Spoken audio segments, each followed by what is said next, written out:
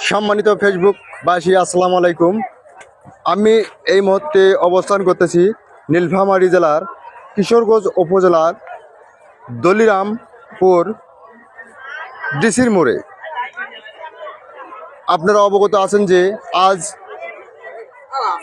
আনুমানিক সকাল 8টার দিকে ঘূর্ণিঝড়ের তাণ্ডব পড়ে। এই তাণ্ডবে শত শত ঘরবাড়ি উড়ে যায়, আর তার সাথে এই সুন্দর একটা পাখা বাড়ি ধসে গিয়েছে। দেখতেছি চাল কোনো রকম কিছু নাই। আমি এই বাড়ির মালিক যে চাচি আছে তার সাথে কথা বলে জানবো কিভাবে কখন এটা হলো। আচ্ছা, আসসালামু আলাইকুম। ওয়ালাইকুম সালাম। চাচি, এই বাড়িটা কি আপনাদেরই? হ্যাঁ, আমাদের বাসা। আচ্ছা, এটা কখন হয়েছে এরকম? ঠিক 8টার দিকে হয়েছে। সকাল 8টার দিক? 8টার দিক। আচ্ছা আচ্ছা। আপনাদের এই যে এরকম যে পাখা বাড়ি ভেঙ্গে টিন চাল ডাল সব কিচ্ছু নাই, আপনাদের কি মানুষের গরু ছাগলের কি কোনো ক্ষতি হ্যাঁ, হয়েছে? ক্ষতি হয়েছে, গরুর ক্ষতি হয়েছে, আমাদের বড় যার হাত ভাঙছে। যখন এরকম হয় তখন আপনারা বাসায় ছিলেন না বাইরে ছিলেন? আমরা বাসায় আসলাম, চকির তলায় লুকিয়েছি। চকির তলে লুকিয়েছিলেন। এই যে আমরা দেখতেছি বিল্ডিং এর ধসে গেছে বিল্ডিং। হ্যাঁ, এই যদি আপনাদের গায়ে পড়তো তাহলে তো আপনাদের জীবন। না না, আমাকে আল্লাহ বাঁচাইছে। আচ্ছা, আল্লাহ বাঁচাইছে না? আল্লাহ বাঁচাইছে। ইনশাআল্লাহ আল্লাহ বাঁচাইছে আমাকে। যেরকম একটা ক্ষয়ক্ষতি হয়েছে, আপনারা যে বেঁচে আছেন জানটা নিয়ে, এটাই তো আল্লাহর কাছে শুকরিয়া। হ্যাঁ। এটা তো কিছুই না। আল্লাহ জানটা বাঁচে এইটে। হ্যাঁ, জানটা তো আছে আল্লাহর ঘর, এটাই। জানটা বাঁচে এইটে আমার বিরাট। হ্যাঁ, এটা বর্তমান অবস্থান করতেছি আমরা ডিসির মোড়। এটা কিশোরগঞ্জ নীলফামারীর আন্ডারে। আমার বাসা হলো গঙ্গাছড়া নোহালি ইউনিয়ন। আমাদের গ্রামের পাশে যে রয়েছে সেখান থেকে ঘূর্ণিঝড়ের তাণ্ডব শুরু হয়েছে। আচ্ছা চর নোহালি থেকে শুরু করে আমাদের নোহালি ইউনিয়ন, আলমবিদর ইউনিয়ন, পাশাপাশি ডিসির মোড়। আমরা ডিসির মোড়ে অবস্থান করতেছি। ডিসির মোড়ে যে ক্ষয়ক্ষতি হয়েছে, আচ্ছা হিউজ পরিমাণ ক্ষয়ক্ষতি হয়েছে, যেটা কল্পনার বাইরে। আমাদেরকে আবহাওয়া অফিস থেকে যদি কাল বার্তা যদি কাল দিত, তাহলে আমরা একটু সতর্ক থাকতে পারতাম এবং আমাদের ক্ষয়ক্ষতিটা একটু কম হইতো। যেহেতু আমাদেরকে আবহাওয়া অফিস থেকে কোনো বার্তা দেয় নাই, আগাম কোনো বার্তা পাই নাই।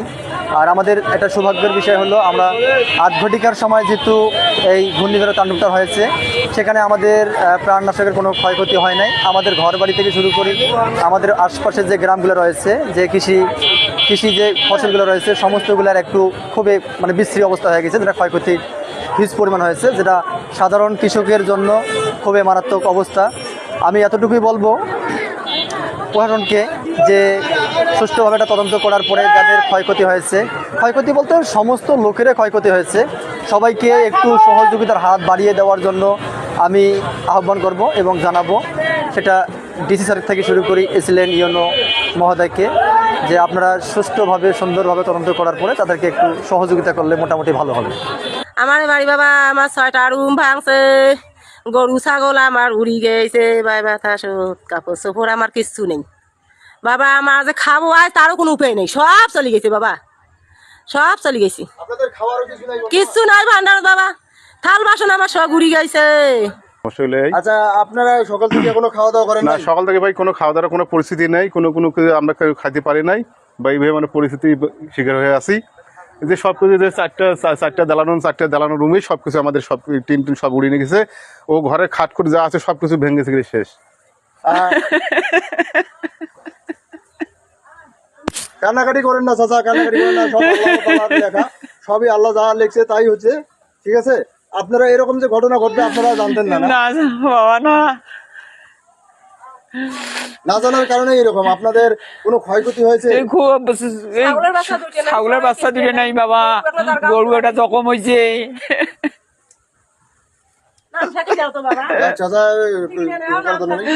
সম্মানিত দর্শক, মুরব্বী চাচা অনেক কষ্ট করে টাকা জমিয়ে এই বাড়িটা করছিল। হয়তো 4 রুম বিশিষ্ট একটা বাড়ি। বাড়িটা 3 মাসে হয়তো এখনো হয় নাই, তার চাল ডাল কিছু নেই, আমরা দেখতেছি। অবশ্যই আপনারা ভিডিওটা শেয়ার করে সবাইকে দেখার সুযোগ করে দেবেন। এবং চাচারা সকাল থেকে এখনো অনাহারে আছে, এবং সবাই একটু পাশে দাঁড়ার সহযোগিতা করবেন চাচাদের, তারা যাতে অন্তত একটু খায়া পরে বাঁচতে পারে। তারা যে পরবে সেই কাপড়টাও তাদের ঘরে নাই, মানছি সব দিলে বাবা, পুড়ে গেছে। মানছি দিলে কাপড়। আপনাদের কোনো ক্ষয়ক্ষতি হয়েছে এই ঘূর্ণিঝড়ের তাণ্ডবে পরে?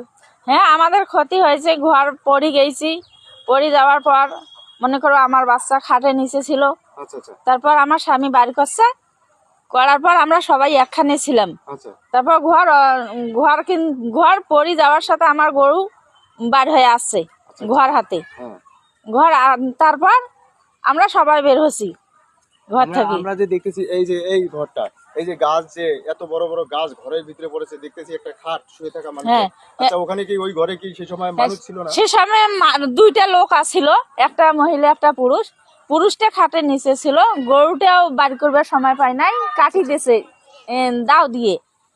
আর ওই পুরুষটার ঘাড় পর্যন্ত ছেঁচড়া গেছি। আচ্ছা, আমরা যে দেখতেছি এসব শত শত বাড়িঘর ভেঙে গেছে, চুরমার হয়ে গেছে। হ্যাঁ, আমরা ঘর শুয়ে আছি 8টার দিক স্যার, হঠাৎ আসি একটা ঘর টর সব গাছপালা সব নিয়ে গেল। আচ্ছা, এটা কি নিয়ে গেল? ঘূর্ণিঝড় না? ঘূর্ণিঝড় নিয়ে গেছে বাবা, ঘূর্ণিঝড়। আচ্ছা, এই যে ঘূর্ণিঝড়টাতে হবে, ঘূর্ণিঝড় নিয়ে গেল। কি আবহাওয়া অফিস কোন রকম আপনাদের অ্যালার্ম দিছিল যে না বাবা, আমাদের মূর্খ মানুষ কোনো জানি না বাবা, মানুষ কেউ তো জানে, যে শিক্ষিত তারা জানে, আমাদের মূর্খ মানুষ জানি না। আচ্ছা এই জায়গা বাবা 400 টাকা খুব কষ্ট করে কিনছি, করি বাড়ি মানুষের হাত পা ধরে খোঁজা খোঁজি বাড়ি বার করছি। এখন তো আল্লাহ নিয়ে নিল, এখন তো আমি আত্মীয় থাকবো, কোনো উপায় নাই। আচ্ছা, সকাল থেকে কোনো না করে খাওয়া দাওয়া করিনি, এখন সরকার যে আমার সাহায্য না করে তো মানুষের হাত পা দিয়া আমার বাড়ি ঘর করা লাগবে। আচ্ছা, উপর থেকে কোনো লোকজন আসছিল? করে একজন খালি আসি বাবা, ক্যামেরা আসি খালি ভিডিও করে নিয়ে গেল বাবা। আচ্ছা, কোনো থাকার কোনো ব্যবস্থা নাই দাদু, আমি যে আটকে থাকবো কোনো বাবা, কোনো উপায় নাই, কোনোভাবে থাকবি। কোথায় থাকবো? ঘর দুয়ার উড়ে গেছে বাবা। ঠিক আছে, দাদা কান্না করার দরকার নাই, ইনশাআল্লাহ ব্যবস্থা হবে।